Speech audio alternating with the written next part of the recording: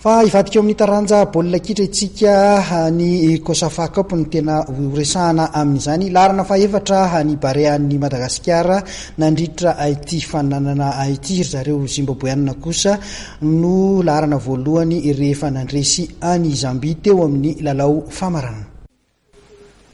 Tsy votsitra teo am-pelatanan'ny ekipa pireneny Zimbabwe ny anara-boninahitra tamin'ilay fifaninanana Kosafa Cup. Resin'izy ireo tamin'ny isa efatra no roa tokoa mantsy ny ekipa pireneny Zambia teo amin'ny famaranana tamin'ny andian'ny 7-4 izay natao tatsy Afrika Atsimo ny sabotsy teo. Larana faefatra kosa ny Malagasy satria resiny Lesotho tamin'ny isa reno ohatra teo amin'ny lalao feditoerana. Toy ny teo amin'ny manasa-dalana ny katroana tamin'ny Chipolopolo Zambianina dia mbola nijanona ho lesokatrany ho an'ny Bareany fampidiram-baolina.